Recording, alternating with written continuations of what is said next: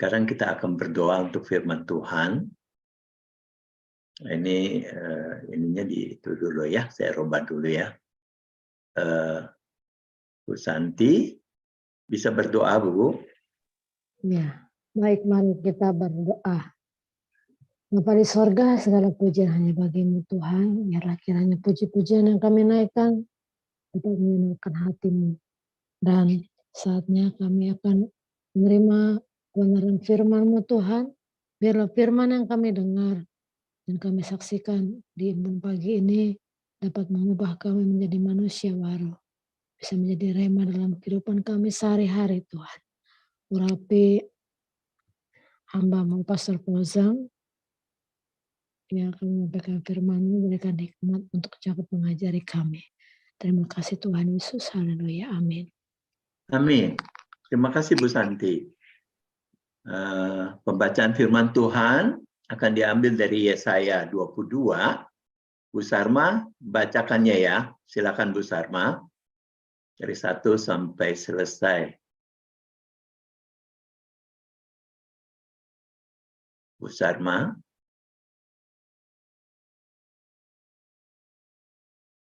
Halo. Yesaya 22 ya Pak? Iya, dari 1 sampai 25. Oke.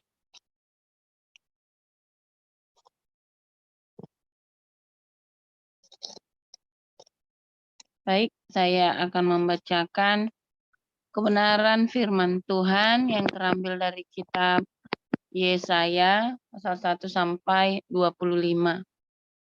Beginilah firman Tuhan. Ucapan ilahi terhadap lembah penglihatan. Ada apa gerangan, maka semua pendudukmu naik ke soto-soto rumah. Hai kota yang bersorak riuh dan ribut gembira, hai negeri yang beria-ria. Orang-orangmu yang mati terbunuh, bukanlah terbunuh oleh pedang, dan bukanlah gugur dalam peperangan. Semua panglimamu sama-sama melarikan diri, mereka tertawan tanpa tembakan panah. Semua orang-orang kuatmu sama-sama tertawan. Biarpun mereka sudah lari jauh-jauh. Sebab itu aku berkata, buanglah mukamu terhadap aku, biarkanlah aku menangis dalam kepahitan. Janganlah mendesak aku, supaya aku terhibur mengenai kebinasaan putri bangsaku. Sebab Tuhan semesta alam telah menentukan suatu hari. Ia akan menggemparkan, menginjak-injak, dan mengacaukan orang. Di lembah penglihatan, tembok akan dirombak, dan teriakan minta tolong sampai ke puncak gunung. Elam telah memasang tabung panah. Aram datang dengan pasukan berkereta dan berkuda, dan Kir membuka sarung perisai. Maka lembah-lembahmu yang paling indah penuh dengan kereta, dan pasukan berkuda berbaris di hadapan pintu gerbang, dan Yehuda kehilangan perlindungan. Pada waktu itu engkau memandang kepada perlengkapan senjata di gedung hutan. Kamu melihat bahwa memang sudah banyak sekali retak-retak tembok kota Daud, dan kamu mengumpulkan air kolam bawah. Kamu menghitung rumah-rumah di Yerusalem, dan kamu merobohkan rumah-rumah untuk meneguhkan tembok. Kamu membuat tempat pengumpulan air di antara kedua tembok itu untuk menampung air dari kolam yang lama. Tetapi kamu tidak memandang kepada Dia yang membuatnya, dan tidak melihat kepada Dia yang telah sejak dahulu membentuknya. Pada waktu itu Tuhan semesta alam menyuruh orang menangis dan meratap dengan menggundul kepala dan melilitkan kain kabung. Tetapi lihat, di tengah-tengah mereka ada kegirangan dan sukacita, membantai lembu dan menyembelih domba, maka daging dan minum anggur sambil berseru, marilah kita makan dan minum, sebab besok kita mati. Tapi Tuhan semesta alam menyatakan diri dan berfirman kepadaku, sungguh, kesalahanmu ini tidak akan diampuni sampai kamu mati. Firman Tuhan semesta alam. Beginilah firman Tuhan, Tuhan semesta alam. Mari, pergilah kepada kepala istana ini, kepada Sebna yang mengurus istana, dan katakan, ada apamu dan siapamu di sini? Maka engkau menggali kubur bagimu di sini. Hai yang menggali kuburnya di tempat tinggi, yang memahat kediaman baginya di bukit batu. Sesungguhnya Tuhan akan melontarkan engkau jauh-jauh, hai orang. Ia akan memegang engkau dengan kuat-kuat dan menggulung engkau keras-keras menjadi suatu gulungan dan menggulingkan engkau seperti bola ke tanah yang luas. Disitulah engkau akan mati dan disitulah akan tinggal kereta-kereta kemuliaanmu. Hai engkau yang memalukan keluarga Tuanmu. Aku akan melemparkan engkau dari jabatanmu dan dari pangkatmu engkau akan dijatuhkan. Maka pada waktu itu aku akan memanggil hambaku Eliakim bin Hilkia. Aku akan mengenakan jubahmu kepadanya dan ikat pinggangmu akan kuikatkan kepadanya dan kekuasaanmu akan kuberikan ke tangannya.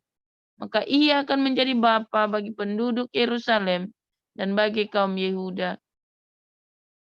Aku akan menaruh kunci rumah Daud ke atas baunya. Apabila ia membuka, tidak ada yang dapat menutup. Apabila ia menutup, tidak ada yang dapat membuka. Aku akan memberikan dia kedudukan yang teguh, seperti gantungan yang dipasang kuat-kuat pada tembok yang kokoh. Maka ia akan menjadi kursi kemuliaan bagi kaum keluarganya. Dan padanya akan digantungkan segala tanggungan kaum keluarganya, tunas dan taruk, beserta segala perkakas yang kecil, dari piring pasu sampai periuk belanga. Maka pada waktu itu, demikianlah firman Tuhan semesta alam, gantungan yang dipasang kuat-kuat pada tempat yang kokoh itu tidak akan kuat lagi, sehingga patah dan jatuh, dan segala tanggungannya itu hancur, sebab Tuhan telah mengatakannya. Demikian. Pembacaan untuk Wahyu, firman Tuhan, Wahyu 3, ayat 1 sampai 22. Pak Apengkwe, silakan Pak. Ya, saya lanjutkan. Dan tuliskanlah kepada malaikat jemaat di Sardis, inilah firman Dia yang memiliki ketujuh roh Allah dan ketujuh bintang itu. Aku tahu segala pekerjaanmu, engkau dikatakan hidup, padahal engkau mati. Bangunlah dan kuatkanlah apa yang masih tinggal yang sudah hampir mati. Sebab tidak satu pun dari pekerjaanmu aku dapati sempurna di hadapan Allahku. Karena itu ingatlah bagaimana engkau telah menerima dan mendengarnya. Turutilah itu dan bertobatlah. Karena jikalau engkau tidak berjaga-jaga, aku akan datang seperti pencuri, dan engkau tidak tahu pada waktu manakah aku tiba-tiba datang kepadamu. Tetapi di Sardis ada beberapa orang yang tidak mencemarkan pakaiannya. Mereka akan berjalan dengan aku dalam pakaian putih, karena mereka adalah layak untuk itu. Barang siapa menang, ia akan dikenakan pakaian putih yang demikian. Aku tidak akan menghapus namanya dari kitab kehidupan, melainkan aku akan mengaku namanya di hadapan Bapa-Ku dan di hadapan para malaikatnya. Siapa bertelinga, hendaklah ia mendengarkan apa yang dikatakan Roh kepada jemaat-jemaat. Dan tuliskanlah kepada malaikat jemaat di Philadelphia, inilah firman dari yang kudus, yang benar, yang memegang kunci Daud. Apabila ia membuka, tidak ada yang dapat menutup. Apabila ia menutup, tidak ada yang dapat membuka. Aku tahu segala pekerjaanmu. Lihatlah, aku telah membuka pintu bagimu yang tidak dapat ditutup oleh seorang pun. Aku tahu bahwa kekuatanmu tidak seberapa, namun engkau menuruti firmanku dan engkau tidak menyangkal namaku. Lihatlah, beberapa orang dari jemaah iblis, yaitu mereka menyebut dirinya orang Yahudi, tetapi yang sebenarnya tidak demikian, melainkan berdusta, akan kuserahkan kepadamu. Sesungguhnya aku akan menyuruh mereka datang dan tersungkur di depan kakimu dan mengaku bahwa aku mengasihi engkau, karena engkau menuruti firmanku. Aku tekun menantikan untuk tekun menantikan aku. Maka aku pun akan melindungi engkau dari hari pencobaan yang akan datang atas seluruh dunia untuk mencobai mereka yang diam di bumi. Aku datang segera. Peganglah apa yang ada padamu, supaya tidak seorang pun mengambil mahkotamu. Barang siapa menang, ia akan kujadikan soko guru di dalam bait suci Allahku, dan ia tidak akan keluar lagi dari situ. Dan padanya akan kutuliskan nama Allahku, nama kota Allahku, yaitu Yerusalem baru, yang turun dari sorga dari Allahku, dan namaku yang baru. Siapa bertelinga, hendaklah ia mendengarkan apa yang dikatakan Roh kepada jemaat-jemaat. Dan tuliskanlah kepada malaikat jemaat di Laodikia. Inilah firman dari Amin, saksi yang setia dan benar, permulaan dari ciptaan Allah. Aku tahu segala pekerjaanmu. Engkau tidak dingin dan tidak panas. Alangkah baiknya jika engkau dingin atau panas. Jadi karena engkau suam-suam kuku, dan tidak dingin atau panas, aku akan memuntahkan engkau dari mulutku. Karena engkau berkata, aku kaya, dan aku telah memperkayakan diriku, dan aku tidak kekurangan apa-apa. Dan karena engkau tidak tahu bahwa engkau melarat dan malang, miskin, buta, dan telanjang, maka aku menasihatkan engkau, supaya engkau membeli daripadaku emas yang telah dimurnikan di dalam api, agar engkau menjadi kaya, dan juga pakaian putih, supaya engkau memakainya, agar jangan kelihatan ketelanjanganmu yang memalukan, dan lagi minyak yang melumas matamu, supaya engkau dapat melihat. Barang siapa kukasihi, ia kutegur dan kuhajar. Sebab itu relakanlah hatimu dan bertobatlah. Lihat, aku berdiri di muka pintu dan mengetok. Jikalau ada orang yang mendengar suaraku dan membukakan pintu, aku akan masuk mendapatkannya, dan aku makan bersama-sama dengan dia, dan ia bersama-sama dengan aku. Barang siapa menang, ia akan kududuk bersama-sama dengan aku di atas takhtaku, sebagaimana aku pun telah menang dan duduk bersama-sama dengan Bapakku di atas tahtanya. Siapa bertelinga, hendaklah yang mendengarkan apa yang dikatakan Roh kepada jemaat-jemaat. Demikianlah firman Tuhan. Ya, terima kasih para lektoran, Bu Sarma dan Pak Pengkue. Kita akan mendengarkan pencerahannya oleh Pastor Paul. Silakan Pastor Paul.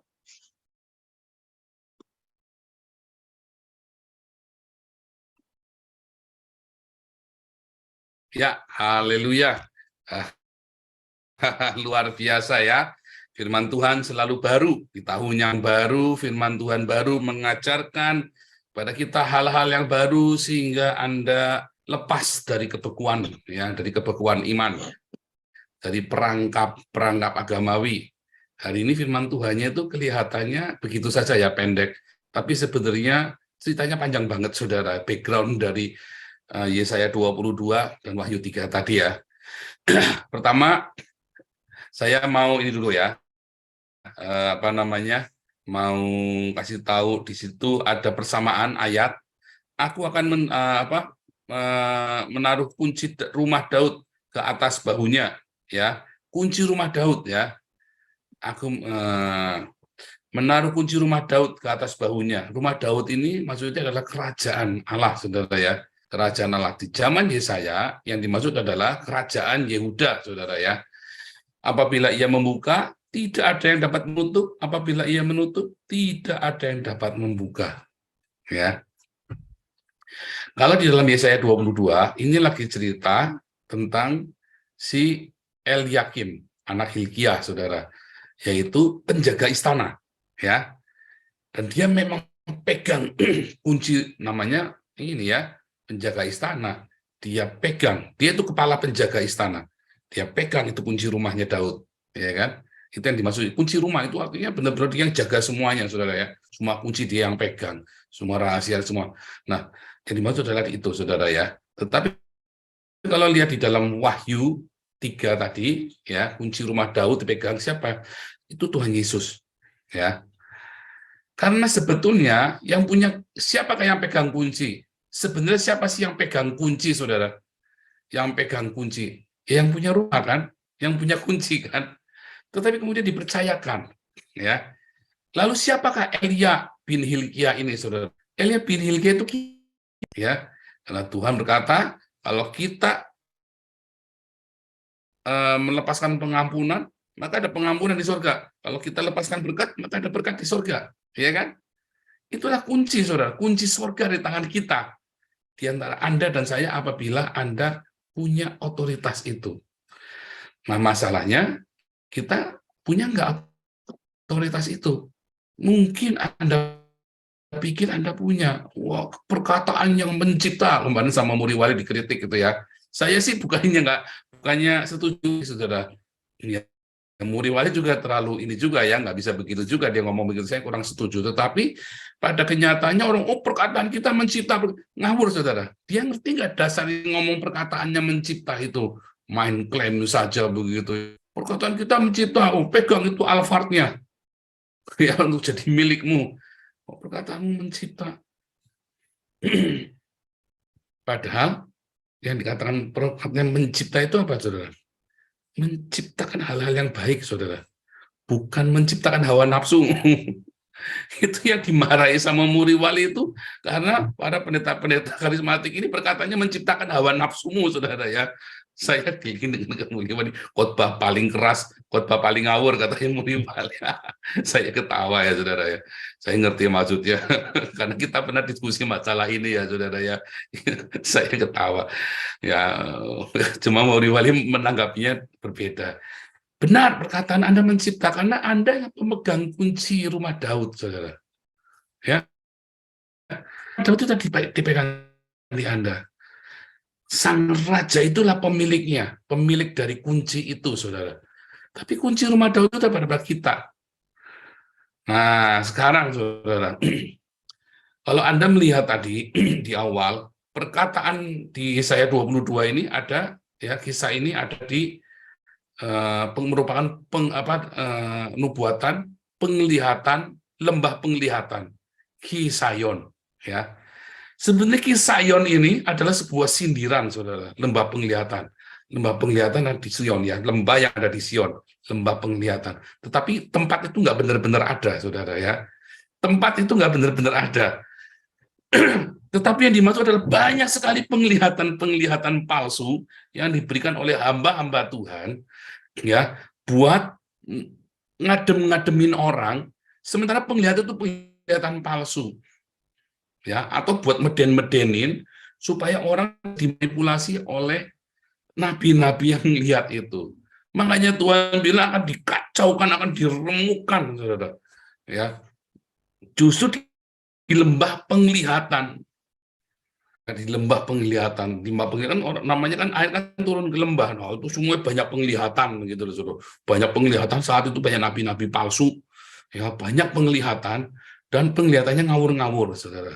Ada penglihatan rapture, bolak-balik rapture, ada penglihatan istri Tuhan punya anak kembar. Wah, ada Tuhannya digondol sama Nugroho Aditya, siapa itu ya. Aduh, kacau sekali, saudara ya. Tuhan punya istri banyak. Aduh, penglihatan yang akhirnya membuat orang nggak menjadi mengenal Tuhan, ya. Nah, penglihatan itu dicari dari hawa nafsu tadi. Perkataan yang mencipta penglihatan palsu, menciptakan hawa nafsumu. Klaim, saudara, Anda pengen punya apa sekarang? Pengen selesai bayar utang, klaim bayar utang selesai. Utang itu bukan diklaim, saudara. Utang itu dibayar. Anda kerja, ya, saudara, kerja, bayar utangnya. Ya, hidupnya ngirit. Jangan hidupmu, kamu banyak utangnya, hidupmu lebih mewah daripada yang ngutangin. Banyak ya? Wah, banyak, saudara. Ya, di pelajaran apostolik itu saya ngajarin, saudara. Anda utangnya banyak. Utang sama orang ingin Anda karena kasihan. Nggak taunya Anda buat jalan ke Amerika, jalan ke sana kemari, ya, buat beli barang-barang mewah. Sementara yang diutangi hidupnya ngirit-ngirit sekali, saudara. Mau makan ayam aja sebulan sekali, makan Kentucky-nya, saudara. Pengen jajan pizza saja sebulan sekali, ya kan? Mau makan daging saja seminggu sekali, beli. Tapi Anda utangin, saudara. Terus Anda tega. Bisa kiak-kiak sana kemari, begitu ditagih, si yang ngutangin ini bingung, rumahnya isinya barang-barang mewah, rumah dia bocor aja, nambal aja, tambal sulam tidak karu-karuan. Ya. Nah itu kan yang terjadi sekarang ini. Anda perkataan yang mencipta itu tadi ya, katanya mencipta. Kalau membuka tidak ada yang bisa menutup, kalau menutup tidak ada yang bisa membuka. Kita yang pegang kunci kerajaan surga, saudara. Tetapi yang dimasukkan kunci itu beda. Di lembah penglihatan Kisayonnya itu. Kisayonnya beda. Kalau dalam bahasa Septuagintanya sebetulnya cukup tragis ya, saudara ya. Kisayon itu Sion, dari dua kata. Sion, ya, sama destroy, sama kehancuran, atau jarak, atau breaker, saudara. Jadi ada jauh dari Sion, gitu. Lembah penglihatan itu maksudnya begitu. Di dalam Septuagintanya ya. Anda jauh dari Sion, dari gunung Tuhan. Artinya Anda jauh dari doa yang benar. Anda jauh dari kekudusan. Hidupmu penuh dengan hawa nafsu. Jadi ibadahmu adalah ibadah hawa nafsu, saudara. Iya kan? Pendeta-pendeta ngajari kamu begitu, saudara. Konyol ya. Konyol, saudara. Pendeta-pendetamu ngajari ibadah dengan hawa nafsu. Repot. Akhirnya melahirkan jemaat-jemaat yang penuh dengan hawa nafsu. Pusing, saudara.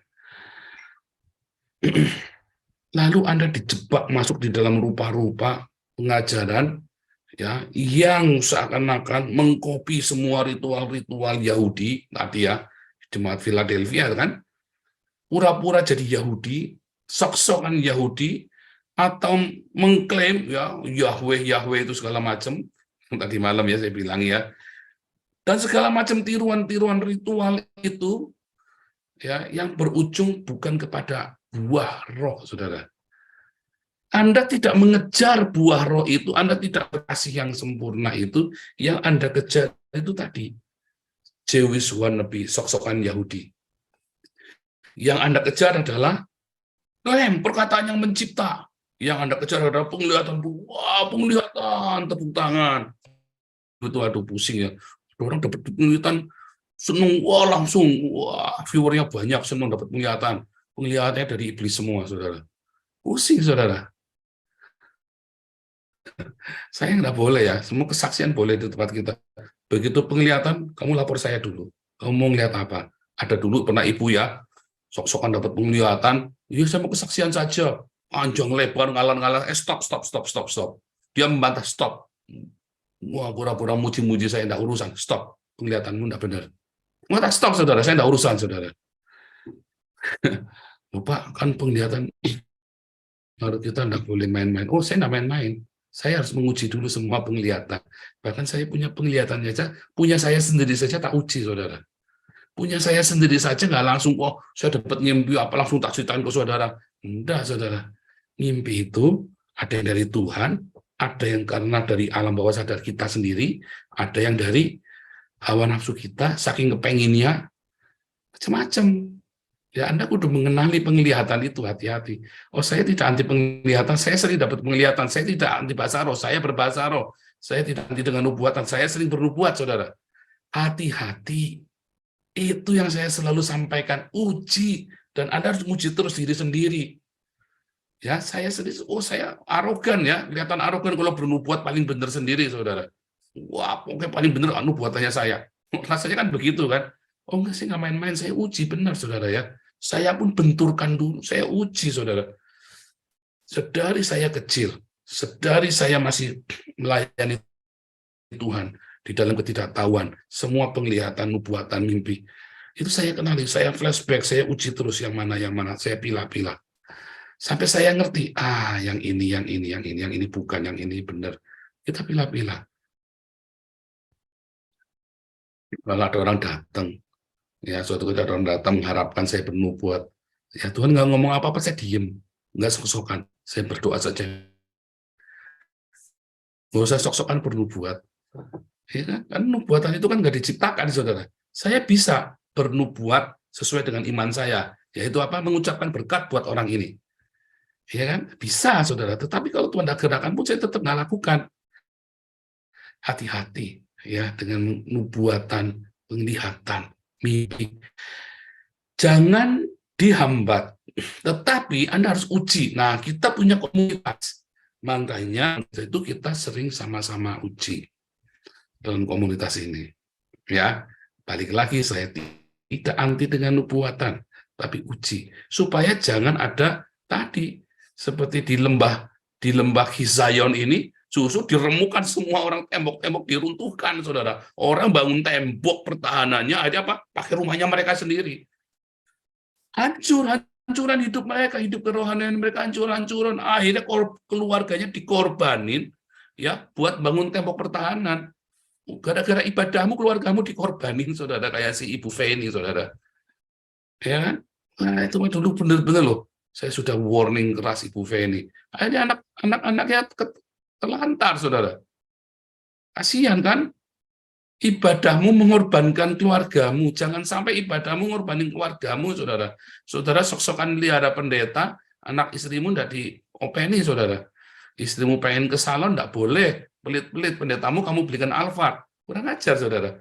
Lalu gara-gara istrimu kurang cantik, Anda selingkuh sama WL-nya, saudara. Jangan, saudara. Itu namanya ibadahmu tuh ngorbanin keluargamu. Tidak boleh, saudara. Jangan sampai ibadah perpuluhanmu, persembahan sulung segala macam, bungsu, persembahan apalagi tatangan, persembahan tengkurap, sampai mengorbankan orang tuamu tidak diopeni. Jangan, saudara. Karena kita ini sedang berhadapan dengan pemilik kunci, bukan juru kunci, saudara. Pemilik kunci. Lalu si pemilik kunci ini mau ngasihkan ke siapa kunci ini? Kepada si Eliakim bin Hilkiah, saudara. Nah, Anda dan saya bisa nggak jadi Eliakim bin Hilkiah? Kisah Yesaya 22 ini ceritanya adalah begini, Pak. Waktu itu Sanherib, anaknya Sargon itu ya, Sanherib ini nyerang. Sanherib ini sudah menaklukkan Samaria. 10 Israel itu sudah ditaklukkan, saudara. Lalu di finishing sama anaknya Sanherib, si Esyaradon, saudara.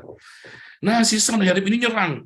Setelah dia kalahkan semua kerajaan-kerajaan di sekeliling Yehuda, dia datang ke Yehuda, saudara. Ya, rajanya Hizkia didatangi. Lalu si juru minuman Raja Asyur itu ya, si juru minuman itu artinya orang kepercayaannya. Datengin, saudara, datengin di benteng, dia ngomong pakai bahasa Aram. Kurang ajar, saudara. Ya kan? Ngomong pakai bahasa Ibrani. Kurang ajar, saudara ya. Kalau kamu ngomong pakai bahasa, kami ngerti kok. Kamu ngomong pakai bahasamu saja, kita ngerti. Oh, enggak. Kita ngomong pakai bahasa Ibrani, kita mau ngomong sama kalian semua. Nah, ngomong, saudara, diteror, diintimidasi.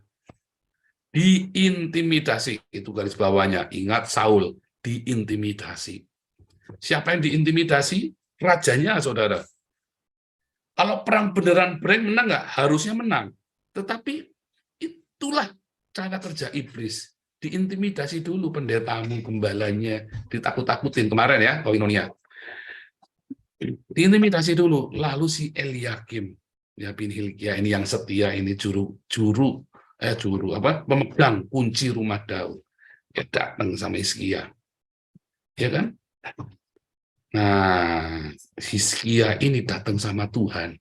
Dia bilang, surat hinaannya itu, surat tantangannya itu dihadapkan kepada Tuhan. Disitulah Tuhan semesta alam. Tadi ya, di ayat 5 ya. Lord Sebaot, saudara. Lord Sebaot menyatakan kuasanya. Lord Sebaot berdiri bersama dengan Hizkia. Lord Sebaot berdiri bersama dengan orang-orang Yehuda. Teror itu yang mencekam itu, saudara, dibikin kacau balau, saudara. Tiba-tiba pulang aja sendiri. Nggak ada perang, nggak ada apa. Persis kejadiannya dengan saya, saudara. Wah, saya gulat dengan semua masalah-masalah saya. Wah, sampai kemana? Takut, saudara. Karena saya bawa pistol bukan karena berani, saudara. Karena saking takutnya, saudara.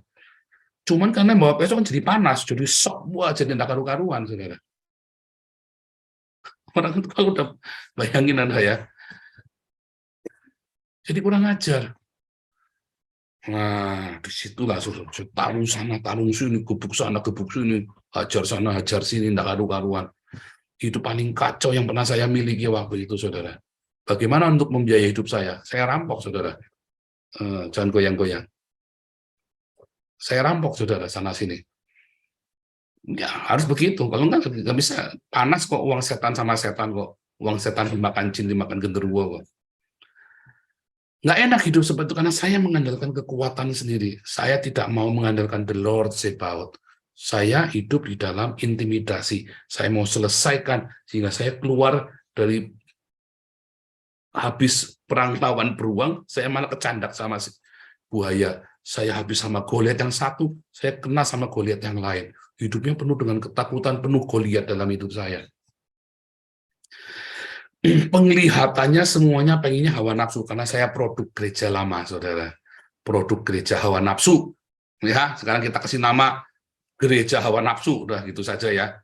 Saya produk gereja hawa nafsu, klaim sana, klaim sini, maunya hidup enak-enakan, tidak mau dengan proses. Itulah gereja hawa nafsu. Anda maunya berdoa, masalahmu langsung selesai. Finish, kelar, hidup enak-enak, lalu ke Alexis lagi. Ya kan? Maunya kan begitu kan? Saya nggak ke Alexis kok, nggak ke Alexis. Tapi hidupmu bergelimang, foya-foya, terus selingkuhi sama WL-nya, selingkuhi pekerja gereja, selingkuh ini, selingkuh sekretaris. Wah, kalau hidupmu tidak ada salibnya, saudara, tak jamin, saudara, hidupmu pasti akan dekat dengan dosa. Tapi kalau hidupmu selalu ada di dalam medan perang, ya, sama seperti Daud dan prajuritnya, kita selalu jaga dalam kekudusan, saudara. Makanya saya walaupun di Eropa pun, saya tetap menjaga hidup saya di dalam medan perang, saudara. Ya, kita tetap di dalam medan perang. Anda pikir Damaris itu bukan medan perang? Anda pikir Galarua itu bukan medan perang? Itu medan perang, itu peperangan rohani yang sesungguhnya, saudara. Damarkasi itu bukan medan perang. Tanya sama Pak Alex itu, Bapak Gelur. Ya kan, saya selalu bilang, jaga hati ya, jaga hati, awas ya, jaga hati. Tapi kalau Anda tetap jaga hati di medan perang, waduh, berkatnya melimpah, saudara. Jangan tanya, saudara. Ya, Anda pikir itu Yayasan Bumbaki kita doa, kita ini setiap pagi ngapain sih? Anda kan sedang doa peperangan, ya kan? Tiap hari Anda ini sedang doa peperangan, nggak usah tengking, pulang aku tengking, roh ini, roh itu, nggak perlu kan? Anda kan nggak perlu tengking begitu kayak gereja hawa nafsu itu, saudara. Biasa aja yang cool gitu loh doanya kita itu. Cool, tenang, anteng. Tapi kita taklukkan banyak hal. Iya nggak? Kita taklukkan banyak hal. Coba yang tenging sana sini, tenging samping jengking nggak bikin apa-apa. Buahnya mana gereja itu? Buahnya mana? Nggak ada kan? Di lembah Zion. Penglihatannya banyak. Wah, aku lihat ini, aku lihat itu, aku lihat segala macam. Ya terus setelah lihat apa? Ini dilihat hawa nafsu semua. Nubuatnya hawa nafsu semua. Penglihatannya hawa nafsu semua. Akhirnya apa? Wah, yang penting ada persembahan yang banyak, kasih ke wah, seneng, haleluya. Pendetanya tiak-tiak Amerika. Wah, Eropa, saya akan membangkitkan Amerika yang tidur. Nggak taunya dia tidur di Amerika, dia tidur di Eropa. Kurang ajar, sudah foto sana, foto sini. Wah, saya sedang memberitakan Injil. Memberitakan Injil, lagi foto di Paris, di Menara Paris, lagi foto di Bunga Tulip, memberitakan Injil Gundul Peyang. Hati-hati, saudara ya, jangan Anda terlena dengan orang-orang yang ngaku Yahudi, tetapi sebenarnya dia adalah penipu-penipu, saudara. Ya kan? Sebab Anda mau dikasih kunci rumah Daud. Ya, siapa membuka nggak bisa nutup, siapa nutup nggak bisa buka. Maka perkataanmu itu benar-benar mencipta, saudara. Nggak main-main. Perkataanmu benar-benar mencipta. Ya, bukan melampiaskan hawa nafsu, badai ditengking-tengking. Ya kan, hadapin. Karena semua itu akan membuat kita menjadi prajurit. Dan yang paling penting, saudara, pengalaman-pengalaman melalui badai, serigala, singa, beruang, itu akan membuat kita mengenal siapakah the Lord Zebaoth, Jehovah Zebaoth di belakang kita. Ya, makanya hati-hati ya di lembah penglihatan, di lembah Zion. Sebenarnya Anda melihat Sion dari jauh. Bukan Anda mendapat penglihatan yang benar, tapi Anda sebenarnya jauh dari Sion. Anda separate, Anda terpisah dari gunung Tuhan. Di lembah Zion itu hati-hati, saudara. itu adalah lembah penghancuran. Ya, yang negatif, bukan penghancuran supaya Anda dibangun, tapi Anda lembah penghancuran ibadahmu yang mengorbankan seluruh keluargamu. Jadi jangan senang kalau Anda, wah, munculnya banyak nabi, saudara, itu munculnya banyak nabi itu bertanda gerejamu lagi tidak beres. Munculnya banyak nabi menunjukkan gerejamu tidak beres. Ya, hati-hati, jangan bangga kalau banyak nabi di gerejamu. Ya. Tuhan Yesus memberkati.